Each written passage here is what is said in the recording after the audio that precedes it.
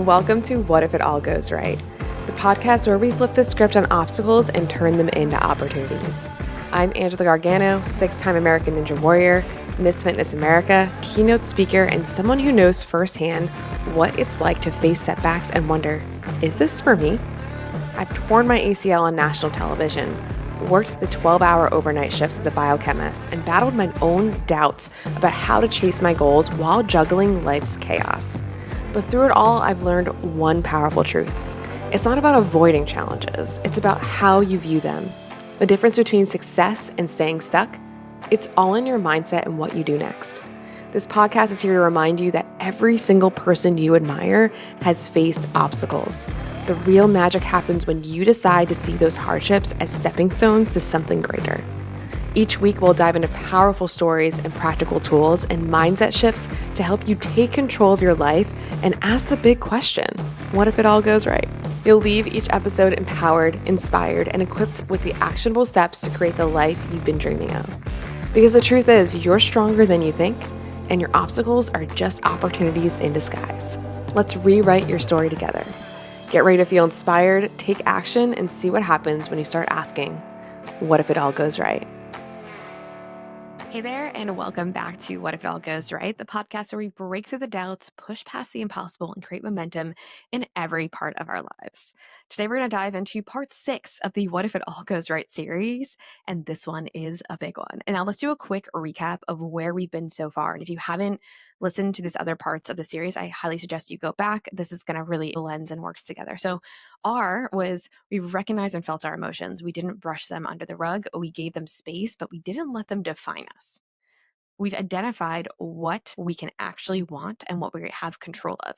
Not just what we think we should want, but what we truly lights us up and what we do have control of. G, we've created our game plan. We didn't just dream about it. We mapped it out in steps to get there. And we really made it much more tangible in order to map it out. And we put ourselves as the priority first. And H, now we talk about holding onto the adaptable mindset. Because here's the thing, even with the best plan, things are not going to go perfectly. You're going to hit walls. You're going to feel like quitting. You're going to have moments where self-doubt creeps in and whispers, maybe this really isn't for you. Maybe you should just stop. And this is the hallway between that closed door and the open one. This is the hallway that I talk about so often in my keynotes. The hallway that is dark. It is uncertain. You're not quite sure if you're going to get if you're going the right way. You don't even know where you're going. But the only way you don't make it through is if you quit walking. So today is all about radical adaptability, about holding on to the mindset, staying flexible, and continuing forward no matter how messy or uncertain that it feels. So let's get into it. So I want you to picture something for a second. You're standing at one door. It closes behind you. You know another door will open ahead, but right now you're in the hallway and it's dark. You don't know how long it is. You don't know where the next door is or what it even looks like. That hallway, that's where most people quit because it's uncomfortable. Because the unknown is scary. Because we've been conditioned to believe that if we can't see the exact path, it must not be the right one. I've been on that hallway more times than I can count. Tearing my ACL on national television, I was in that hallway. When I shut down my gym, I had completely rebuilt my career, I was in the hallway. When I launched my pull-up program and I had months where sales were literally not coming in, I was in the hallway. And let me tell you, it's easy to feel like the hallway means you're failing, but it doesn't. It means you're in transition. It means you're growing. It means you're stepping into something new. So how do we not give up when we're in that deep, dark hallway? So the first step of this is finding proof. One of the most important ways to keep going when self-doubt creeps in is to find proof. If someone else has done the thing you are trying to do, it is absolutely possible. So for my women in Pull-Up Revolution, I show them proof of women in their 50s, 60s, 70s getting their pull-up because if they see someone like them doing it, suddenly it feels possible. And I show them busy women. I show them women of all different sizes, right? Because women are always like, I'm too heavy, whatever. If they can see someone else physically do it, they are able to see that proof for themselves.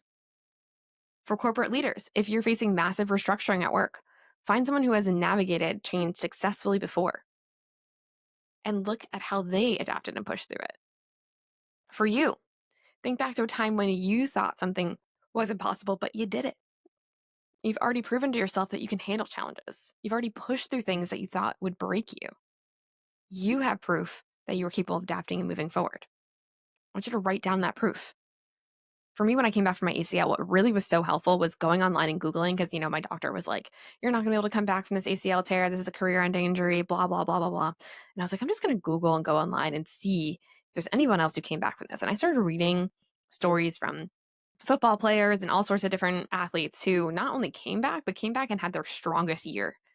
And let me tell you, that little piece of proof right there, even if I didn't fully believe in that I could do that just yet, was so, so helpful. And if you can reflect back also on times in your life where you've pushed through something hard and you've gotten through it. Okay, finding that proof, realizing that you absolutely can overcome challenges, and you already have learned so much from those past challenges that it might actually feel a little bit better this time, a little easier. Now, believe it or not, when I tore my ACL, this is actually the second ACL tear I had. I don't typically fully tell this whole story about the first ACL, but I tore my ACL, my left one, in college. My right one, I can't remember which one, but I tore it in college. So when I tore it again, I was pissed. I was so pissed. And my friend, Jess, who also had something similar happen to her with an ankle surgery, she's like, oh, I had both my ankles, same thing. She was like, you're so much more well-equipped to handle it the second time because you've been there before, you've gotten through it. And yeah, it sucks, but you can get through it even better this time. Of course, I didn't believe her at first, and then we did it, and I was like, okay, well, we got this. Number 2 is reconnecting with your why. When things get hard, you need something deeper than motivation. You need a why. So for my business, when I have tough moments, when I'm wondering if this whole thing is worth it, and I remember why I do this, I remember the women who tell me, Angela, because of you, I got my first pull-up. Because of you, I feel stronger for the first time in my life. Because of you, I don't feel so alone anymore. Because of you, I'm showing up stronger.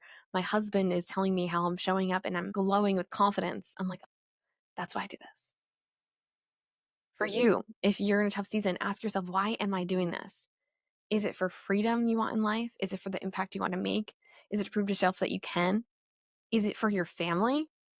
Is it for the team that you have, the amazing team that you have in your company? You're like, I want to do this for them. I want to uplift us all together so that we can grow together. I want you to write down and come back to that why.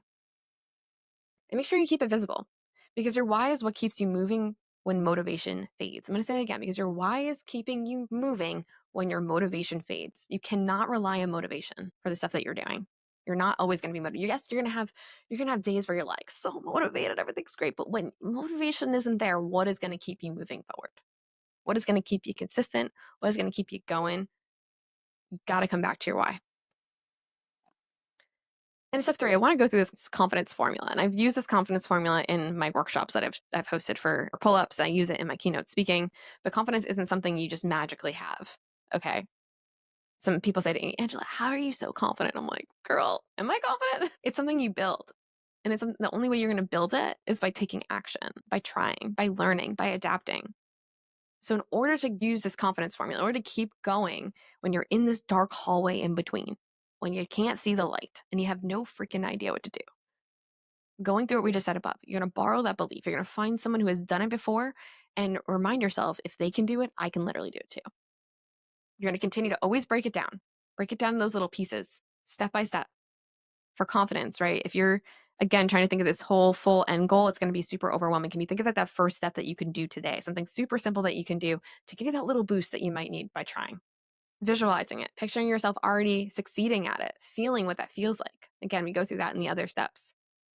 But you need to try, you need to learn, adjust, and repeat. I'm going to say it again. You're going to try. So the only way you're going to get confident is by trying, no matter what, even if you have no freaking idea where you're going. You're going to learn from it. You're always going to learn. You're going to adjust, that radical adaptability. You're going to radically adapt to whatever it is that's not going right. And you're going to keep repeating that cycle, because the only way to build confidence is through action. The only way to build confidence is by moving. It's not by staying still. You try, you learn from it, you adjust, and you go again. So like I said, for my women working on their pull-ups, because they even attempt one rep, then they do a 1-minute dance party and they shake it off. They step into their strong, confident alter ego and they go for it. Why? Because it primes their brain for success. And you can do this too. Shake off the doubt, step into the version of yourself that believes, and just try. Just try. You're already doing so much more. You're doing beyond what most people do if you're just even giving it a shot. So, closing thought, I know this is a quick episode and we're going to continue to go through this series, but I want to recap that halting between the closed and open door is where most people quit, but you're not going to quit. You're not quitting. You're adapting. You're going to find proof that success is possible from within yourself or some other people around you. You're going to borrow that belief from them. You're going to reconnect with your why when things get tough. And you're going to use the confidence formula to keep pushing forward, because here's the truth. You don't build confidence by knowing you'll never fail. You build it by knowing you can handle when you do. You don't build confidence by knowing you'll never fail. You build confidence by knowing you can handle it when you do fail. And the only way you won't make it to the other side is if you stop walking. So I want you to keep going. I want you to keep adapting. Keep asking yourself, what if it all goes right? What if it's actually already going right? So if this episode resonated with you, share it, tag me at Angela_Gargano and tell me how you're adapting right now. And if you are looking for someone to come in to your corporations, to your events for motivational speaking, to talk about all about this what if it all goes right method, to come in and to help you and your teams feel this fuel and this confidence, make sure you send me a message. I'd love to come in for you.